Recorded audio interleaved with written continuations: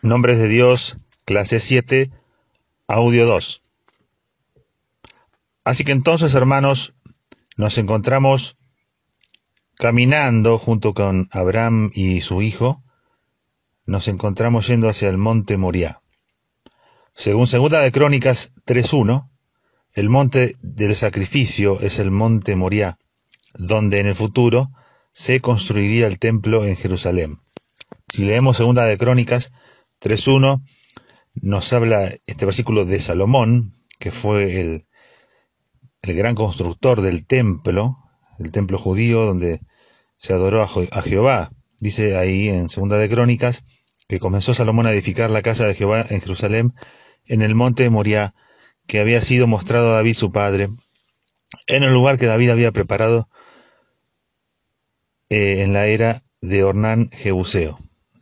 Así que este monte empieza a convertirse en un lugar relevante, no solamente en la geografía, sino en la historia de la ceremonia de adoración en el templo y el acercamiento a Dios, un lugar de relevancia, de importancia. Más tarde, como mencionamos recién, entonces se convertiría ese monte en el sitio del templo y el centro de la adoración de Israel. En Segunda de Crónicas 7, Jehová promete a Salomón poner su corazón, poner sus ojos, poner su gloria en ese lugar, indicando algo infinitamente más noble que el sacrificio de un animal. El monte Moriah no significaba solamente el lugar del sacrificio. Isaías y Miqueas, por ejemplo, estos profetas, hicieron predicciones sublimes y gloriosas respecto del monte de la casa del Señor. Y la gloria de ese monte seguramente no fue tal porque se hizo un templo ahí hecho de manos. En el monte de Jehová será provisto, esa frase, se convirtió en el lugar del Calvario. El monte de Jehová se convirtió en la escena de ese grandioso y terrible sacrificio del Hijo de Dios, el Cordero de Dios, nuestro Cordero, nuestro sustituto, el que fue en nuestro lugar. Así que este monte, mis queridos hermanos, trasciende los tiempos. Y la historia que se desarrolla, la que estamos leyendo de Génesis 22, donde se declara el nombre de Jehová Jireh, llega hasta nuestros tiempos y atraviesa los siglos, atraviesa la historia. Quizá Abraham entendió mejor de lo que nos damos cuenta de la maravilla de la provisión de Jehová para la redención del hombre ese día. Deducimos eso porque si leemos las palabras de Jesús en Juan 8:56, dice Jesús que a Abraham, vuestro padre, les dijo a los religiosos de ese entonces, Abraham vuestro padre se gozó de que había de ver mi día, y lo vio, y se gozó. Esa fue la percepción que entendemos que Abraham tuvo. Su comunión con Dios fue tal, su desarrollo espiritual, y mucho más a partir de esta prueba, que pasó a un nivel de conocimiento de Dios y de comunión en el cual entendía cosas más profundas que lo que estaba viendo que pasaba. En el monte Moriah entonces entendemos que Jehová le estaba enseñando a Abraham lo que él mismo, lo que Dios mismo estaba dispuesto a proporcionar, a proveer. Él le estaba enseñando el tremendo costo para sí mismo de la provisión del sacrificio por el pecado. Así que este episodio, además de tener un significado para la vida de Abraham y su hijo, para la fe de ellos y para su andar, también tenía esa proyección profética, simbolizando también el sacrificio de Cristo y indicando, señalando y apuntando hacia un lugar geográfico que se va a mantener ahí como referencia por los siglos de la adoración a Jehová. Y también que será el lugar donde se va a producir el sacrificio de Cristo también más adelante. Este último tramo, desde la caminata hasta el monte, Dice la Biblia que lo hacen Abraham e Isaac solos. Ellos iban con sus ayudantes ahí, con sus siervos, pero ellos en la última parte la hacen solos.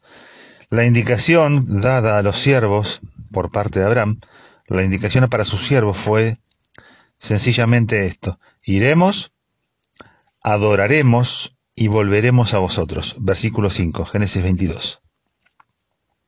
Iremos, adoraremos y volveremos. Debemos notar, hermanos, que es la primera vez en la Biblia que aparece la palabra adorar. Esta es la primera vez que aparece la palabra adorar. Y entendemos y debemos señalar esto. Cuando queremos estudiar qué significa un concepto o una palabra, hacemos bien si buscamos su primera aparición en la Biblia, en la Escritura, y la estudiamos en su contexto inmediato. Nos da muchas pistas y nos da mucho respaldo y nos da un contexto. Y la palabra adoración, quizá nosotros hoy tenemos una aproximación en cuanto a su definición. Algunos piensan que adorar es una actitud emocional o de sentimientos, de cuando uno le canta al Señor, o cuando uno ora, o está una determinada postura corporal, o un sinfín de cosas podemos decir que es adoración. Pero si buscamos el contexto inmediato de la palabra adorar acá, según la dice Abraham de sus propios labios, y queremos definir qué significa adorar, qué es adoración, debemos entender que la adoración acá emerge en un contexto de sacrificio. Adoración tiene que ver con la obediencia. Abraham estaba obedeciendo a Dios. Adoración tiene que ver con tener fe en Dios, en medio de la prueba, en este caso también. Así que vemos sacrificio, obediencia, fe. Así que, hermanos, entendamos esto. Adorar a Dios es obedecer a Dios. Adorar a Dios es estar dispuesto al sacrificio. Adorar a Dios es crecer en la fe, aún en medio de la adversidad. Eso es adoración verdadera.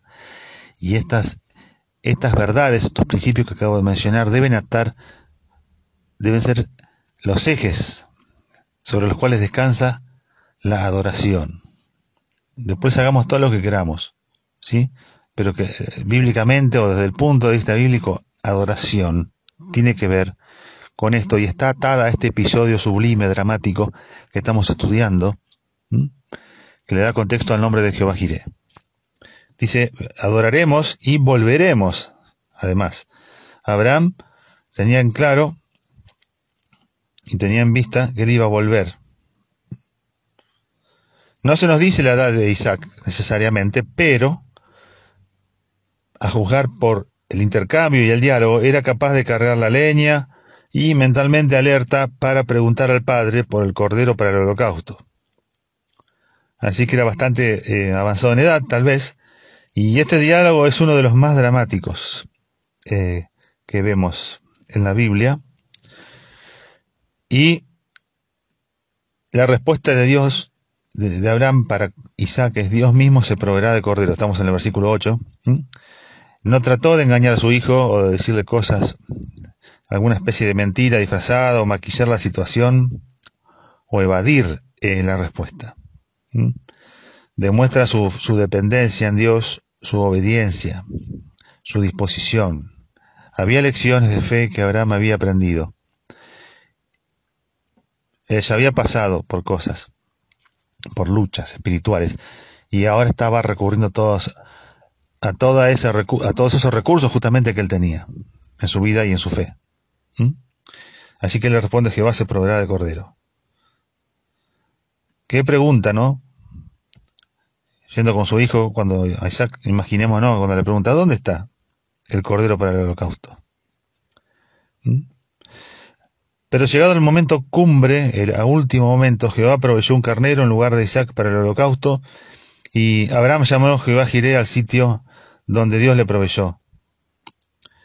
Aparentemente el nombramiento de ese lugar como Jehová Jireh debía ser proverbial, porque dice, por tanto se dice hoy, en el monte de Jehová será provisto, una especie de proverbio, o refrán, o una especie de dicho, que estuvo alrededor de este nombre. Hasta el día de hoy, dice el escritor, que quedó reflejado ese nombre en relación al monte.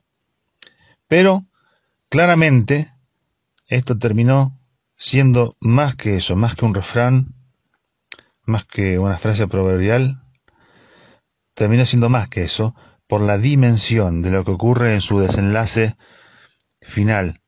Y ahora vamos a ver cómo termina esta historia.